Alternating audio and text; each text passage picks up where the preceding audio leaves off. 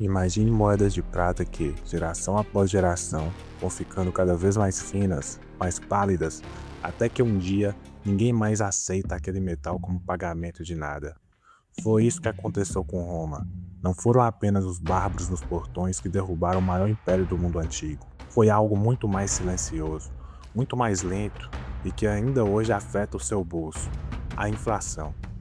Como um império que dominou o Mediterrâneo por séculos, que construiu estradas, aquedutos e leis que sobreviveram até hoje, pôde ser corroído por dentro pelo próprio dinheiro que ele mesmo criou? A resposta está em decisões que, na época, pareciam soluções rápidas e inteligentes, mas que plantaram a semente de uma crise que nenhum general conseguiria vencer no campo de batalha. Para entender esse processo, é preciso voltar ao auge do Império Romano, quando o denário de prata era símbolo de estabilidade e poder.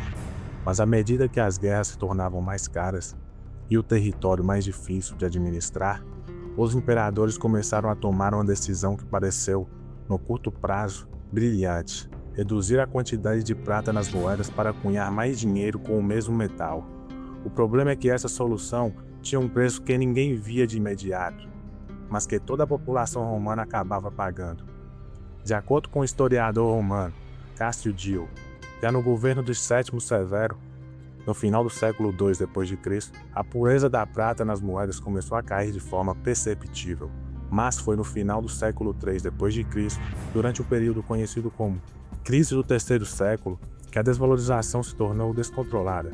Segundo registros numismáticos estudados por historiadores econômicos modernos, como Kenneth Hall, o denário, que antes tinha cerca de 90% de prata pura, chegou a ter menos de 5% de prata em sua composição por volta do ano 270 d.C. Na prática, era quase puro cobre disfarçado de prata.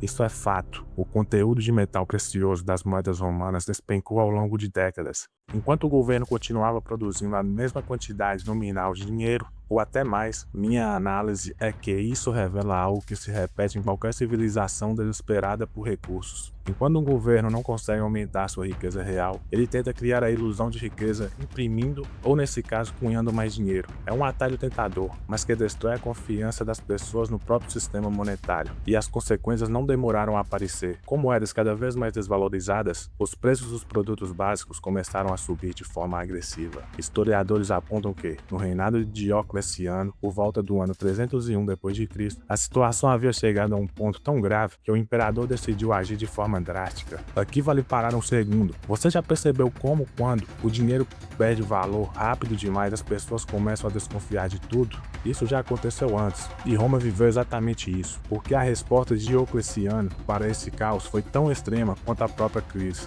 Diocleciano publicou o chamado Edito sobre os preços máximos, um documento que tentava congelar por lei o valor de centenas de produtos e serviços, da carne ao salário dos trabalhadores. De acordo com o historiador Roger Bacon e outros estudiosos do período, a tentativa fracassou rapidamente. Comerciantes simplesmente deixaram de vender produtos pelo preço artificialmente baixo, preferindo guardar mercadorias ou negociar no mercado informal, fora do alcance do controle estatal. Esse é outro fato importante: tentar controlar preços por decreto sem resolver a causa raiz da desvalorização da moeda. Não funcionou. Na minha opinião, essa parte da história é especialmente reveladora, porque mostra que controlar sintomas nunca resolve uma doença. O problema de Roma nunca foi os preços altos em si, mas a moeda podre por trás deles. Atacar o termômetro não cura a febre. Enquanto isso, a inflação destruía também a estrutura social do império. Com o dinheiro perdendo valor constantemente, muitos romanos passaram a desconfiar da moeda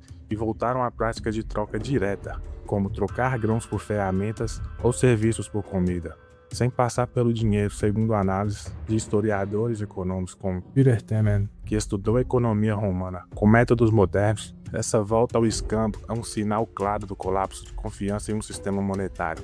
Quando ninguém mais confia no dinheiro, a engrenagem inteira de uma sociedade complexa começa a engasgar. Esse colapso teve outro efeito devastador: o financiamento do próprio exército romano.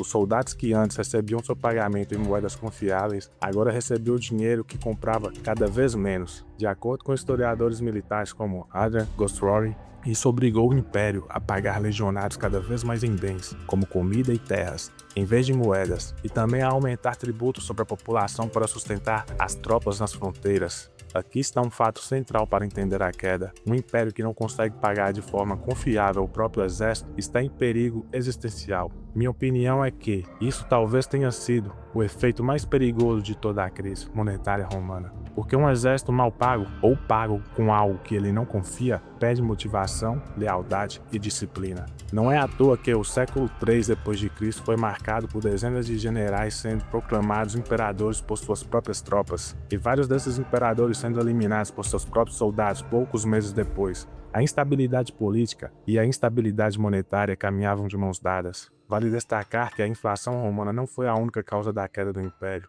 Pressões militares de povos como os godos e os hunos, divisões administrativas entre o Oriente e o Ocidente e problemas de sucessão política também tiveram um papel fundamental, como mostram historiadores como Peter Herder em seus estudos sobre a queda de Roma. Mas a crise monetária funcionou como um enfraquecedor silencioso que tornou o Império menos capaz de responder a essas e outras ameaças no momento em que elas surgiram com mais força. No final das contas, o que a queda de Roma nos ensina é que a confiança em um sistema monetário não é um detalhe técnico distante, é a base que sustenta toda a estrutura de uma sociedade. Quando uma confiança é destruída pouco a pouco por decisões de curto prazo, tomadas por quem está no poder, o resultado não aparece da noite para o dia, mas vai corroendo tudo por dentro, até que quando a crise finalmente explode, parece impossível identificar uma única causa. E você, acha que alguma civilização moderna pode repetir o mesmo erro que a Roma cometeu com sua moeda? Conta aqui nos comentários o que você pensa sobre isso. Deixe seu like se esse tema te interessou e compartilhe esse conteúdo com alguém que também gosta de história. Obrigado!